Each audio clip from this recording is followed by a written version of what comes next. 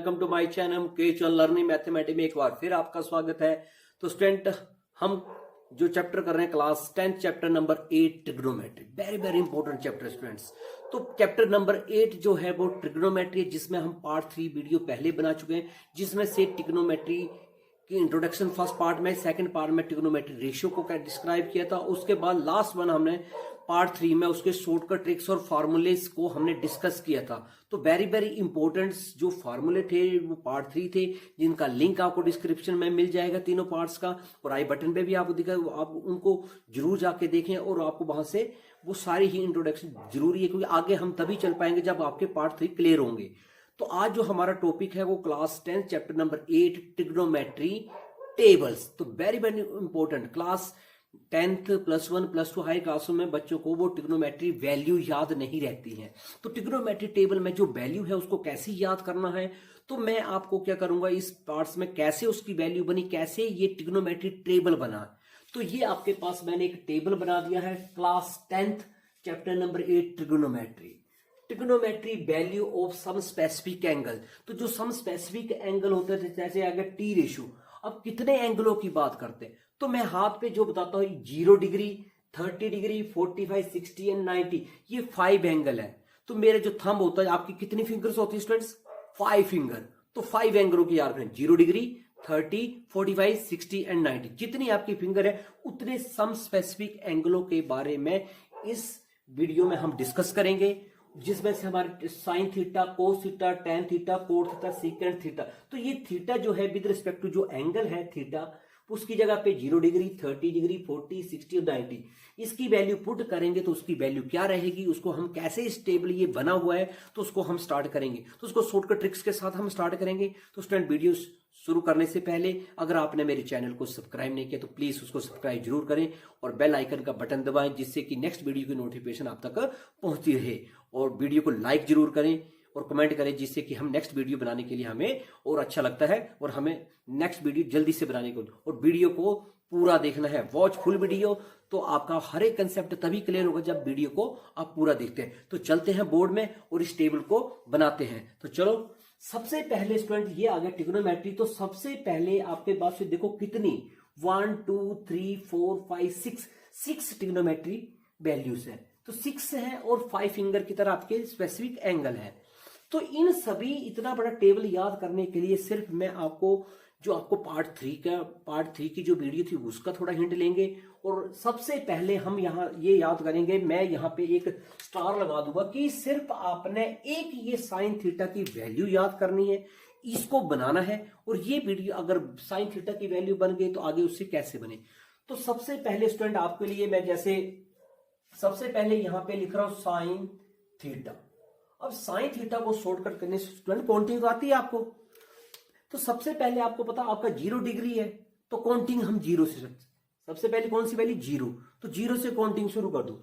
0, अगर यहां से मैं लिख दूं 0 1 2 3 4, 0 डिग्री स्टार्ट है और हमारे पास कितनी बार है 4। तो मैं यहां पे एक्सप्लेन करता हूं क्या है 0 1 2 3 4। स्टूडेंट, हम साइन की वैल्यू जनरेट करेंगे तो 0 से शुरू किया, 0 1 2 3 4।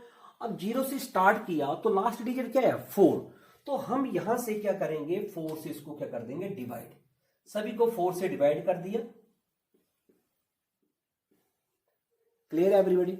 अब 4 से जो डिवाइड किया, ये सारी वैल्यू 4 से डिवाइड किया। अब 4 से डिवाइड किया तो फिर उसके ऊपर सभी के ऊपर हमने यहां से अंडर रूट लगा दिया, स्क्वायर रूट लगाया, सभी के ऊपर स्क्वायर रूट लगा दिया, सभी के ऊपर स्क्वायर रूट लगाया।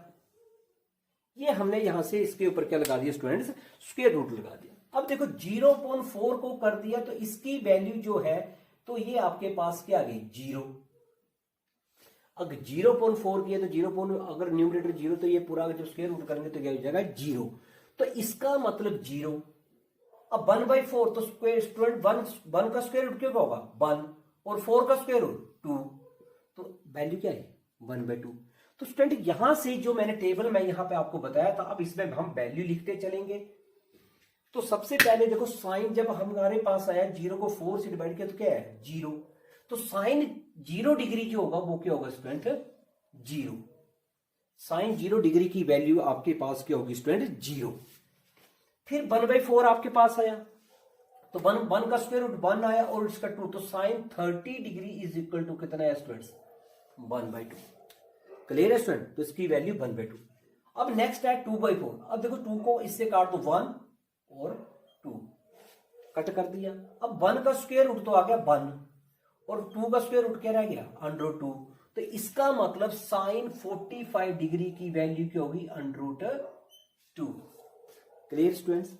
नेक्स्ट है √3/4। तो 3 का स्क्वायर रूट तो 3 रहेगा क्योंकि इसका 4 परफेक्ट स्क्वायर है, तो इसका परफेक्ट स्क्वायर क्या है 2। तो साइन 60 डिग्री की वैल्यू जो है स्टूडेंट वो आ जाएगी √3/2। Clear students.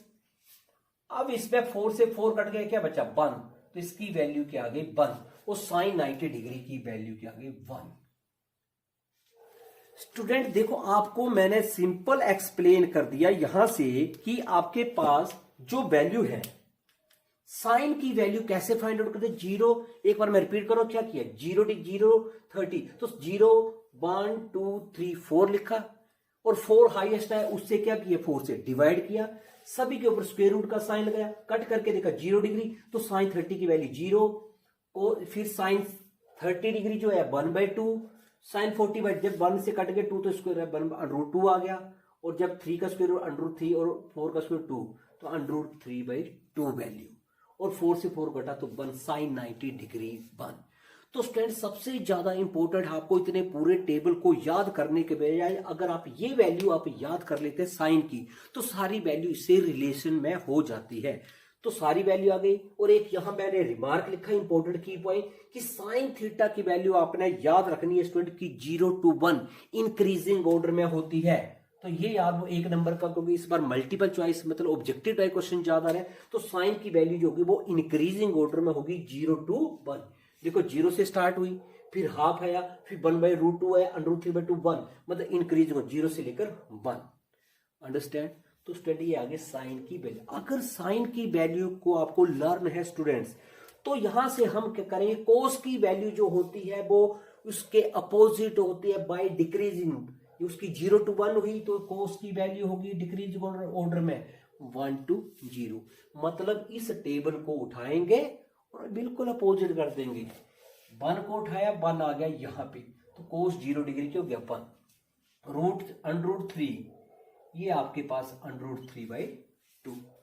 इसको उठा के यहां ले आए और 1/√2, तो इस पे पास, इसका मतलब ये हुआ कि साइन और कोस में 45 में 1/√2 ही वैल्यू सेम होगी। अब 1/2 तो साइन 30 1/2 था, तो कोस 30 1/2। अब यहां पे कोस 90 डिग्री क्या हो जाएगा स्टूडेंट 0। तो यहां से स्टूडेंट बिल्कुल टेबल उल्टा हो गया। तो अगर आपने साइन की वैल्यू याद है तो कोस की वैल्यू इसके अपोजिट लिख दी 1 to 0। स्टूडेंट यहां तक क्लियर है आपको। अब इसके बाद आपको नेक्स्ट है tan थीटा। अगर 2 टेबल आपको लर्न है तो आपको पार्ट 3 का जो वीडियो थी वहां पे आपको बताया था कि tan theta is equal to, तो tan थीटा की जो वैल्यू होती है वो होती है sine theta upon cos theta. जो पार्ट 3 था उसमें ये एक्सप्लेन किया था कि पार्ट 3 की जो वैल्यू होगी वो साइन थीटा डिवाइड बाय क्या होगी कोस। तो यहां से हम क्या करेंगे इसको यहीं पे स्टूडेंट टेबल को डिवाइड करेंगे 0/1। अगर 0/1 किया तो क्या आ गया आपके पास 0। तो tan 30 डिग्री की वैल्यू क्या आ गई 0। अब आगे आपने 0/1 किया, अब आपके पास है 1/2 और √3/2। तो स्टूडेंट 2 से 2 कट गया और इसकी वैल्यू साइन 30 डिग्री की वैल्यू कितनी आ गई 1/√3।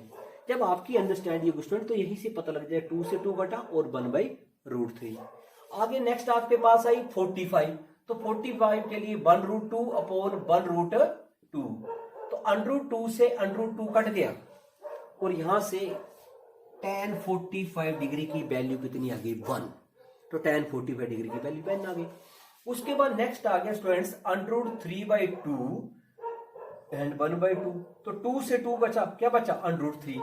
तो tan 60 डिग्री की वैल्यू आ गई √3। क्लियर हो गया स्टूडेंट। अब आ गया 90 डिग्री। अब 90 डिग्री में आ रहा है 1/0। अब स्टूडेंट आपने रेशनल नंबर टी रेशियो देखा, जब डिनोमिनेटर कभी भी 0 नहीं होना चाहिए तो यहाँ पे डिनोमिनेटर क्या आ रहा है, जीरो। अगर एक डिनोमिनेटर अगर जीरो आ रहा है स्टूडेंट, तो इसका मतलब यहां लिखेंगे नॉट डिफाइंड। मतलब जब आप डिवाइड करेंगे और डिनोमिनेटर में अगर जीरो आ गया, मतलब तो आपको रैशनल नंबर की definition denominator does not equal to zero. तो अगर denominator does not equal to zero आएगा, तो डिनोमिनेटर में जीरो आएगा, तो आप उसकी जगह आप क्या लिखेंगे, नॉट डिफाइंड। तो स्टूडेंट यहां से बिल्कुल क्लियर हो गया कि आपके पास क्या था, साइन की वैल्यू निकाली, साइन से कोस की निकाली और कोस से किसकी निकाली, टैन। और पार्ट 3 में आपको बताया कि टैन थीटा का रेसिप्रोकल कौन सा होता है, तो टैन थीटा का रेसिप्रोकल जो होता है स्टूडेंट, ये आपके पास 1 कोट थीटा। मतलब जो टैन की वैल्यू होगी वो इसकी क्या हो जाएंगी, रेसिप्रोकल हो जाएंगी। या टैन थीटा को उल्टा इसकी वैल्यू को कर दें तो ये आपके पास आ जाएंगे स्टूडेंट, जैसे टैन थीटा अगर जीरो है तो क्या हो गया, नॉट डिफाइंड।